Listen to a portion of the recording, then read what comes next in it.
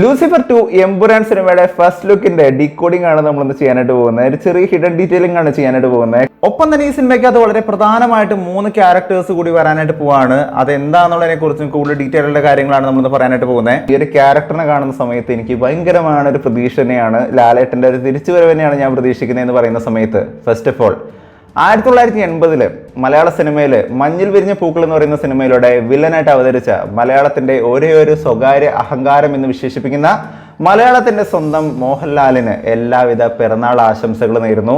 ദൈവമേ, മനുഷ്യന് 64 വയസ്സായി എന്ന് പറയുന്ന സമയത്ത് എൻ്റെ നെഞ്ചിലൊരു കിടുക്കാണ്. കാരണം എന്താണെന്ന് വെച്ച് കഴിഞ്ഞാൽ ചെറുപ്പം തൊട്ട് ഇയാൾ കണ്ട് വളർന്നു വന്നിരിക്കുന്ന ഒരു സമയത്ത് ഇദ്ദേഹത്തിനാണെങ്കിലും മമ്മൂക്കയ്ക്കാണെങ്കിലും ഇങ്ങനെ പ്രായം കൂടുന്നു എന്ന് പറയുന്ന സമയത്ത് നമുക്കൊക്കെ ഒരു ചെറിയൊരു വിഷമം തന്നെയാണല്ലേ. ശരിക്കും മോഹൻലാൽ മമ്മൂട്ടി എന്ന് പറയുന്ന 2 പില്ലേഴ്സ് ഓഫ് മലയാള സിനിമ എന്ന് പറയുന്ന സമയത്ത് അവർ നമുക്ക് തന്നേക്കുന്ന കോൺട്രിബ്യൂഷൻ, നമ്മുടെ സിനിമയ്ക്ക് തന്നേക്കുന്ന കോൺട്രിബ്യൂഷൻ എന്ന് പറയുന്നത് വളരെ വലുത് തന്നെയാണ് രണ്ടുപേരും. ഇന്ന് പക്ഷേ സ്പെഷ്യലി നമുക്കറിയാം ലാലേട്ടൻ്റെ ബർത്ത്ഡേ ആണ്. അതുകൊണ്ട് തന്നെ ലാലേട്ടൻ്റെ ഒരുപാട് വിശേഷങ്ങളും അദ്ദേഹത്തിൻ്റെ ലേറ്റസ്റ്റ് ആയിട്ടുള്ള പോസ്റ്റർ റിയാക്ഷനും ഒപ്പം തന്നെ മമ്മൂക്കയുടെ ടെർബോ എന്ന് പറയുന്ന സിനിമയുടെ ഒരു അടിപൊളി അപ്ഡേറ്റ് കൂടിയാണ് നമ്മളിന്ന് പറയാനായിട്ട് പോകുന്നത്. കാരണം തിയേറ്ററിൽ നമ്മൾ പോകുന്ന സമയത്ത് ശ്രദ്ധിക്കേണ്ട ചില കാര്യങ്ങളെക്കുറിച്ച് കൂടി പറയാനായിട്ട് ബാക്കിയാണ്. കാരണം ടെർബോ ജ്യൂസിൻ്റെ വരവെന്ന് പറയുന്നത് പേടിഎമ്മിനെ പോലും വിറപ്പിച്ചേക്കാണ് എന്നുള്ളൊരു കാര്യം വേണം പറയാനായിട്ട്.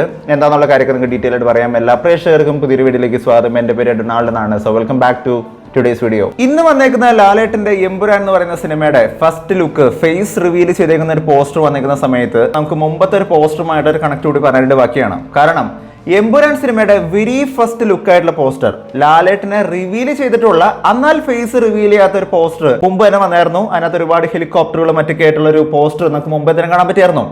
ശരിക്കും ആ ഒരു പോസ്റ്റർ കാണുന്ന സമയത്ത് എനിക്ക് ഓർമ്മ വന്ന ഒരു കാര്യം എന്താ നോക്കിയാണെന്നുണ്ടെങ്കിൽ 2019 ഇറങ്ങിയേക്കുന്ന ഇതിന്റെ ഫസ്റ്റ് പാർട്ടായിട്ടുള്ള ലൂസിഫർ എന്ന് പറയുന്ന സിനിമയുടെ വെരി ഫസ്റ്റ് പോസ്റ്ററാണ്. നമുക്ക് അവിടെ കാണാൻ പറ്റുന്നത് ലാലേട്ടൻ ഇങ്ങനെ ഇരിക്കുന്ന മുണ്ടും ഷർട്ടും ഇട്ടുകൊണ്ട് ലാലേട്ടൻ ഇങ്ങനെ ഇരിക്കുന്ന ഒരു പോസ്റ്ററാണ് ഇവിടെ കാണാൻ പറ്റുന്നത്. ലൂസിഫർ സിനിമയ്ക്കകത്ത് കാണിക്കുന്ന പൊളിറ്റിക്സ് പോലെ തന്നെ ആ പൊളിറ്റിക്സിനകത്ത് കാണിക്കുന്ന വെള്ളയായിട്ട് തന്നെ റെഫറൻസ് വെച്ചുകൊണ്ടായിരുന്നു ആദ്യത്തെ പോസ്റ്റർ അവരന്ന് ഇറക്കി വിട്ടായിരുന്നത്. പക്ഷെ ഇന്ന് വന്നേക്കുന്ന ലാലേട്ടന്റെ ലേറ്റസ്റ്റ് ആയിട്ട് വന്നേക്കുന്ന ഒരു പോസ്റ്റർ നമ്മൾ നോക്കുകയാണെന്നുണ്ടെങ്കിൽ എമ്പുരാൻ എന്ന് പറയുന്ന പേര് എഴുതിയേക്കുന്നതിന്റെ ഒരു പ്രത്യേകത തന്നെ നമ്മൾ നോക്കുകയാണെന്നുണ്ടെങ്കിൽ ശരിക്കും ലൂസിഫർ എന്ന് പറയുന്ന പേരുമായിട്ട് നമ്മളൊന്ന് കമ്പയർ ചെയ്ത് നോക്കണം. ലൂസിഫർ എന്ന് പറയുന്നത് തല തിരിച്ചുകൊണ്ടായിരുന്നു, നേരെ ഫ്ലിപ്പ് ചെയ്തുകൊണ്ടായിരുന്നു അത് എഴുതി വെച്ചായിരുന്നത്. യഥാർത്ഥത്തിൽ ആന്റി ക്രൈസ്റ്റിനെ കാണിക്കാനായിട്ട്, അതായത് സാത്താനെ കാണിക്കാനായിട്ടാണ് അങ്ങനെയൊക്കെ എഴുതി വെച്ചേക്കുന്നത് എന്നുള്ള കാര്യമൊക്കെ അന്ന് തന്നെ ഡീകോഡ് ചെയ്യുന്ന സമയത്തൊക്കെ പല ആൾക്കാരും പറഞ്ഞിട്ടുണ്ട്. പക്ഷേ ഇവിടെ വന്നേക്കുന്ന ഒരു പോസ്റ്റർ നമ്മൾ നോക്കുകയാണെന്നുണ്ടെങ്കിൽ എമ്പുരാൻ എന്നുള്ളതിന്റെ എ എന്ന് പറയുന്നത് റെഡ് കളറിലാണ്. ശരിക്കും തിരിച്ചു മറിച്ചൊന്നും ഇട്ടിട്ടില്ല, നേരെ തന്നെയാണ് ഈ പേര് എഴുതിയേക്കുന്നത്. പക്ഷേ ഈ പേര് എഴുതിയേക്കുന്നതിന്റെ സമയത്ത് ഇതിന്റെ ഉള്ളിൽ എ എന്ന് പറയുന്ന ലെറ്റർ എന്ന് പറയുന്നത് റെഡ് കളറിലാണ് എഴുതി വെച്ചേക്കുന്നത്. എ എന്ന് പറയുന്നത് അബ്രാം ഖുറേഷി അബ്രാം എന്ന് പറയുന്നുണ്ട്. അബ്രാം എന്ന് പറയുന്ന 2 വാക്കാണോ? അങ്ങനെയാണ് എന്നുള്ളൊരു കാര്യം തന്നെയാണ് ഇവിടെ നിന്ന് മനസ്സിലാക്കാൻ വരുന്ന ഒരു കാര്യം എന്ന് പറയുന്നത്. കാരണം 2 എന്ന് പറയുന്നത് അബ്രാം ഖുറേഷി അബ്രാം എന്ന് പറയുന്ന ഒരു ക്യാരക്ടറിന് തന്നെയാണ് റെപ്രസെന്റ് ചെയ്യുന്നത്. ഈ സിനിമയ്ക്കകത്ത് എമ്പുരാൻ എന്ന് പറയുന്ന സിനിമയ്ക്കകത്ത് കൂടുതലും റിവീൽ ചെയ്യാനായിട്ട് പോകുന്നത്, ഐ മീൻ ഓൾമോസ്റ്റ് ഒരു 70% ഈ സിനിമയിൽ കാണിക്കാനായിട്ട് പോകുന്നത് എങ്ങനെയും ഖുറേഷി അബ്രാം എന്ന് പറയുന്ന ഒരു ക്യാരക്ടറിന്റെ റിവീലേഷൻ ആയിരിക്കും എന്നുള്ളൊരു കാര്യം കാണിച്ചുകൊണ്ട് തന്നെയാണ് ഇതുവരെയുള്ള എല്ലാ ഫസ്റ്റ് ലുക്ക് പോസ്റ്റേഴ്സുകളും വന്നേക്കുന്നത്. Coming on to the poster, latest ആയിട്ട് വന്നേക്കുന്ന ലാലേട്ടന്റെ ഒരു പോസ്റ്റർ നമ്മൾ നോക്കുകയാണെന്നുണ്ടെങ്കിൽ ലാലേട്ടന്റെ ആദ്യമേ തന്നെ എടുത്തു പറയേണ്ട ഒരു കാര്യം നോക്കുകയാണെന്നുണ്ടെങ്കിൽ അദ്ദേഹത്തിന്റെ ഗ്ലാസ് ആണ്. അദ്ദേഹം ധരിച്ചേക്കുന്ന ഒരു കൂളിംഗ് ഗ്ലാസ് ആണ്. ഇദ്ദേഹം ധരിച്ചേക്കുന്ന സൺഗ്ലാസസ് എന്ന് പറയുന്നത് ഡിറ്റ എന്ന ബ്രാൻഡിന്റെ ഗ്രാൻഡ് മാസ്റ്റർ 5 DRX 2077 എന്ന് പറയുന്ന ഒരു മോഡലാണ് ഇത് ഇവിടെ ധരിച്ചേക്കുന്നതായിട്ട് കാണാൻ വരുന്നത്. ഉദ്ദേശം 92,000 രൂപയാണ് വരുന്നത്. ഇന്ത്യൻ മാർക്കറ്റിൽ വളരെ എക്സ്പെൻസീവ് ആയിട്ടുള്ള സൺഗ്ലാസസ് തന്നെയാണ് ഇത് ഇവിടെ ധരിച്ചേക്കുന്നതായിട്ട് കാണാൻ വരുന്നത്. കൂടുതൽ ഡീകോഡിംഗ് ഒക്കെ നമ്മുടെ മറ്റേ എഫിൻ ബ്രോ ചെയ്യുന്നതായിരിക്കും. അപ്പോൾ ആ സമയത്ത് നിങ്ങൾക്ക് മനസ്സിലാക്കാനായിട്ട് പറ്റും. One of the most expensive cinema in Malayalam എന്ന് പറഞ്ഞ സമയത്ത് മലയാളത്തിൽ തന്നെ ഹയസ്റ്റ് ബഡ്ജറ്റിലാണ് ഈ സിനിമ ഒരുങ്ങാനായിട്ട് പോകുന്നത്. അതുകൊണ്ട് തന്നെ വലിയൊരു നീണ്ട താരനിര തന്നെയാണ് ഈ സിനിമയ്ക്ക് വേണ്ടിയിട്ട് ഒരുങ്ങി വെച്ചേക്കുന്നത്. നമുക്കറിയാം ലൂസിഫർ സിനിമയിൽ നോക്കുകയാണെന്നുണ്ടെങ്കിൽ മലയാളത്തിൽ തന്നെ ഏറ്റവും എക്സ്പെൻസീവ് ആയിട്ടുള്ള സ്റ്റാർസ് തന്നെയായിരുന്നു ആ സിനിമയ്ക്ക് അത് കൊളാബറേറ്റ് ചെയ്തായിരുന്നത്. എന്ന് പറഞ്ഞേക്കുന്ന പോലെ തന്നെ ഇപ്പോൾ എമ്പുരാൻ സിനിമയിൽ നോക്കുകയാണെന്നുണ്ടെങ്കിലും ആ സിനിമയ്ക്കകത്തുള്ള സ്റ്റാർസും ഇപ്പോൾ അറിയാം, ലാലേട്ടനുണ്ട്, ടോവിനോ ഉണ്ട്, അതുപോലെ തന്നെ മഞ്ജു വാര്യർ ഉണ്ട്, ഒരുപാട് കാസ്റ്റുകളുണ്ട്, പൃഥ്വിരാജ് ഉണ്ട്. പക്ഷേ അതിന്റെ അപ്പുറത്തോട്ട് ഇപ്പൊ 3 പ്രധാനപ്പെട്ട സ്റ്റാർസ് കൂടി ഇതിനകത്തേക്ക് വരാനായിട്ട് പോകുന്നുണ്ട്. മറ്റാരുമല്ല, സുരാജ് വെഞ്ഞാറുമൂട് ഉണ്ട്, ഷൈൻ ടോം ചാക്കോ ഉണ്ട്, ആൻഡ് ഒപ്പം തന്നെ ഷറഫുദ്ദീൻ ഉണ്ട്. താടി നരച്ചേക്കുന്നതായിട്ട് കാണാൻ വരുന്നുണ്ട്, മുടി നരച്ചേക്കുന്നതായിട്ട് കാണാൻ വരുന്നുണ്ട്. ഇവിടെ നിന്ന് ഒരു കാര്യം വ്യക്തമാണ്, ലൂസിഫർ സിനിമയുടെ ടൈം ലൈനിന് ശേഷം സംഭവിച്ചേക്കുന്ന ഒരു സ്റ്റോറിക്കകത്തു നിന്നും അല്ലെങ്കിൽ ഒരു സീനകത്തു നിന്നും എടുത്തേക്കുന്ന ഒരു ഷോട്ടാണ്. ഇദ്ദേഹത്തിന്റെ ചുറ്റിനും നമ്മൾ നോക്കുകയാണെന്നുണ്ടെങ്കിൽ ഇദ്ദേഹം നടന്നു വരുന്ന സ്ഥലം എന്ന് പറയുന്നത് കുറച്ച് ഡസ്റ്റി ആയിട്ട് നിൽക്കുന്ന ഒരു സ്ഥലമാണ്. അതായത് എന്തോ ഒരു യുദ്ധഭൂമി പോലത്തെ ഒരു ഏരിയ ആണ് നമുക്ക് ഇവിടെ കാണാണ്ട് വരുന്നത്. അവിടെ നിന്ന് നടന്നു വരുന്ന സമയത്ത് ഇദ്ദേഹത്തിനെ സംരക്ഷിക്കാനായിട്ട് ഇദ്ദേഹത്തിന്റെ പിന്നാലെ ഒരുപാട് ബോഡി ഗാർഡ്സുകൾ നിൽക്കുന്നതായിട്ട് കാണാൻ വരുന്നുണ്ട്. പക്ഷേ ബോഡി ഗാർഡ്സിന്റെ ഒരു പ്രത്യേകത എന്താണെന്ന് നോക്കുകയാണെന്നുണ്ടെങ്കിൽ കൂടുതൽ ആൾക്കാരും അങ്ങോട്ടേക്ക് ഫേസ് ചെയ്തിട്ടും 2 പേര് മാത്രം ഇങ്ങോട്ടേക്ക് ഫേസ് ചെയ്തിട്ടാണ് നിൽക്കുന്നതായിട്ടാണ് കാണാൻ വരുന്നത്. ലൂസിഫർ സിനിമയ്ക്കകത്ത് സയ്യിദ് മസൂദ് എന്ന് പറയുന്ന ടീമിനെ പറ്റിയും അവരുടെ ഗ്യാങ്ങിനെ പറ്റിയും കൃത്യമായിട്ട് പറയുന്നതായിട്ട് നമ്മൾ കേട്ടിട്ടുണ്ട്. ഈ സയ്യിദ് മസൂദ് ഗ്യാങ് നമുക്ക് മുട്ടിരിക്കാൻ പറ്റുന്ന ഗ്രൂപ്പ് അല്ല. Syed Masood he leads the most powerful mercenary hit group of Asia. Lucifer സിനിമയുടെ അവസാന ഭാഗത്ത് നമ്മൾ നോക്കുകയാണെന്നുണ്ടെങ്കിൽ മുംബൈ ഭരിക്കുന്ന വലിയ വലിയ ഡോണുകളെയാണ് യഥാർത്ഥത്തിൽ സയ്യിദ് മസൂദ് ആൻഡ് ഗ്യാങ് ഒന്ന് തീർക്കുന്നതായിട്ടാണ് നമ്മൾ കണ്ടേക്കുന്നത്.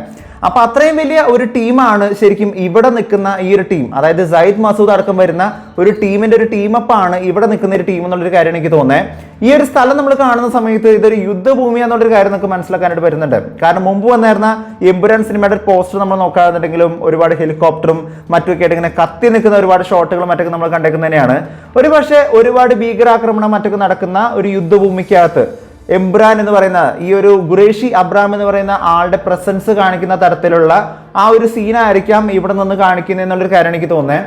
ഇവിടെ നിൽക്കുന്ന ആരും ഇന്ത്യൻസ് അല്ല എന്നുള്ളൊരു കാര്യം ഉറപ്പിക്കാനായിട്ട് വരുന്നുണ്ട്. അവരുടെ കയ്യിലുള്ള ഗൺസുകൾ എന്ന് പറയുന്നത് AK-47 തൊട്ട് M18 തൊട്ടുള്ള ഒരുപാട് മിഷൻ ഗൺസുകളാണ്.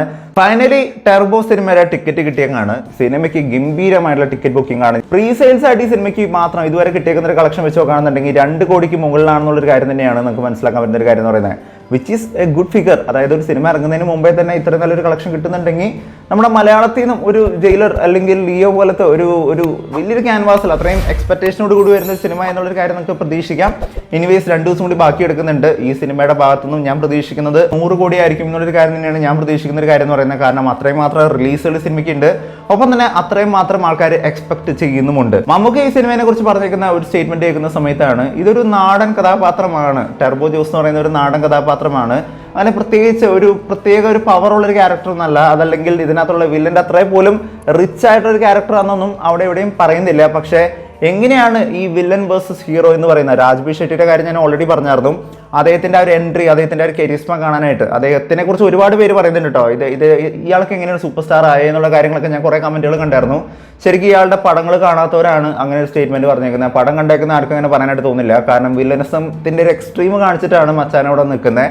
ശരിക്കും മെറിറ്റിൽ വന്നേക്കുന്ന ഒരാൾ തന്നെയാണ് രാജ്ബി ഷെട്ടി എന്ന് പറയുന്നത്. സിനിമ കണ്ടു കഴിഞ്ഞ് കഴിയുമ്പോൾ ഞാനും പ്രതീക്ഷിക്കുന്നത് ഒരു നല്ല ലെവൽ ഓഫ് ഒരു വില്ലൻ വേഴ്സസ് ആന്റഗണിസ്റ്റ് വേഴ്സസ് ഒരു പ്രൊട്ടഗണിസ്റ്റ് ആയിട്ടുള്ള ഒരു ഫൈറ്റ് തന്നെയാണ് ഞാൻ പ്രതീക്ഷിക്കുന്നത്.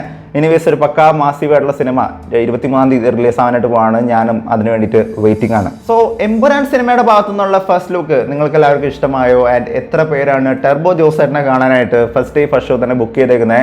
6 മണിക്കാണ് ഫസ്റ്റ് ഷോ തുടങ്ങുന്നത്, പക്ഷേ ചില സ്ഥലങ്ങളിൽ 9 മണിക്കാണ്. ആരൊക്കെയാണ് FTPs ബുക്ക് ചെയ്തേക്കുന്നൊരു കാര്യം കൂടി താഴെ വന്ന് കമന്റ് ചെയ്യുക. വീഡിയോ ഇഷ്ടപ്പെട്ടെങ്കിൽ വീഡിയോ ലൈക്ക് ചെയ്യുക, വീഡിയോ മാക്സിമം പേരിലോട്ട് ഷെയർ ചെയ്യുക. ചാനൽ ഇഷ്ടപ്പെടുന്നുണ്ടെങ്കിൽ സബ്സ്ക്രൈബ് ചെയ്യുന്ന കാര്യം പരിഗണിച്ചേക്കുക. തൊട്ടടുത്തുള്ള ബെല്ലൈക്കൺ കൂടി അമർത്തിക്കുകയാണെന്നുണ്ടെങ്കിൽ ലേറ്റസ്റ്റ് ആയിട്ട് വരുന്ന വീഡിയോയുടെ അപ്ഡേറ്റുകളെല്ലാം കൂടുതൽ ലഭിക്കുന്നതായിരിക്കും. മറ്റൊരു വീഡിയോ ആയിട്ട് വീണ്ടും വരുന്നവരെ ഇറ്റ്സ് ബൈ.